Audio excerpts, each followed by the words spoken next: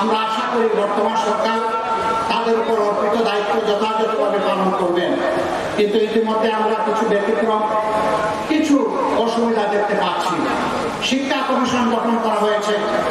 এই দেশের শতকরা ৯৯% মানুষ নাস্তিক, তাই না? কি তাহলে কি আস্তিক? আস্তিক আস্তে করে বলতেছে নেব না, কারো বই পড়াবা। এদেশের মানুষ কি নাস্তিক? আস্তিক আস্তিক। তাহলে আস্তিকদের প্রতিনিধিত্ব সেই শিক্ষা কমিশনের নেই কেন? সেখানে কেন চিহ্নিত কিছু লোককে বসানো হয়েছে যারা এদেশের সংখ্যাগরিষ্ঠ মানুষ, সাধারণ মানুষের কোন চেতনাই বুঝতে পারে না? এদেরকে কেন এখানে দেওয়া হবে? আমরা চাই তাদেরকে এখান থেকে সাফ করে দেওয়া হবে। তারা তাদের যে ময়দানে ছিল ওখানে গিয়ে কাজ করুক, আমাদের আপত্তি নেই। তাদের সৌদা তারা বিক্রি করতে থাকুক, জনগণ তাদের প্রোডাক্ট কিনলে আমাদের কোনো আপত্তি নাই। কিন্তু জাতির গাড়ে তাদেরকে বসতে দেওয়া যাবে না। এদের হাতে এই জাতির জন্য কল্যাণকর কোন শিক্ষা ব্যবস্থার রূপরেখা তৈরি হতে পারে না। শিক্ষা ব্যবস্থার রূপরেখা প্রণয়নের জন্য সেই মানুষদেরকে দিতে হবে যারা জাতীয় চেতনা ধারণ করে, যারা এই আগস্ট বিপ্লবের চেতনা ধারণ করে, তাদেরকে এখানে বসাতে হবে। সম্মানিত ভাইরা, আমি অনুরোধ করব সরকারকে চলার পথে এরকম বড় কোনো দুর্ঘটনা ঘটানো উচিত হবে না। আমরা বলছি না তারা ক্ষমতায় থাকবে না, তারা দেশের সেবা করবে। ধরে নিলাম সেবা, সেটা কতদিন? আমরা বলেছি যৌক্তিক সময়। বলে যে এটা তো একটা অনির্দিষ্ট অনিশ্চিত কথা। সুনির্দিষ্ট কি? আপনারা কি নির্বাচনের কোন রোডম্যাপ ঘোষণা করবেন? আমরা বলি হ্যাঁ আমরা করব। তবে তার আগে আরেকটা রোডম্যাপ আমরা ঘোষণা করতে চাই, এটি হচ্ছে সংস্কারের রোডম্যাপ।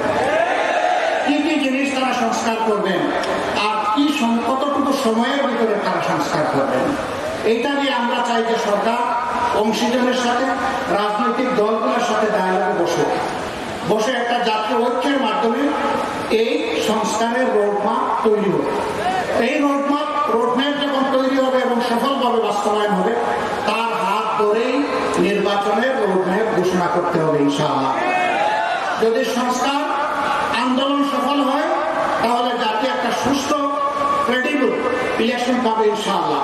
কিন্তু সংস্কারের কাজটা যদি সুষ্ঠুভাবে সম্পন্ন না হয়, সেই নির্বাচন দিয়ে জাতির কোনো উপকার হবে না।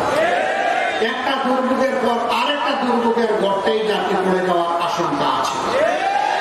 এই পয়েন্টে এখন সমস্ত রাজনৈতিক দল একমত, শুধু স্বৈরাচার আর স্বৈরাচারের দূষণ ছাড়া। তারা এখন কথা বলার সাহস পাচ্ছে না। হ্যাঁ, আমাদের উপর শাসন চালিয়েছে, কিন্তু আমরা গর্তে ঢুকি। আমরা আপনাদের সাথে ছিলাম, জনগণের পাশে ছিলাম, দুঃখ বেদনার অংশীদার ছিলাম। আমাদের দুঃখে আপনারা সাড়া দিয়েছেন, জনগণের দুঃখে আমরা আমাদের সামর্থ্য অনুযায়ী সাড়া দেওয়ার চেষ্টা করেছি। এদেশ থেকে আমরা পালিয়ে যাইনি, আপনাদের সন্তান হিসেবে আমরা এই দেশে ছিলাম। তারা এখন কোথায় গিয়েছেন আমরা জানি না। 2-1 ঠিকানা ছাড়া আমাদের জানা নাই তারা কোথায় গিয়েছেন, কেন গেলেন। নিশ্চয়ই তারা অনুভব করেছেন তাদের পাপের বোঝা এত ভারী, জনগণের সামনে আসার তাদের সৎসাহস নেই। এরকম একটা গণহত্যাকারী দল জনগণের সামনে দল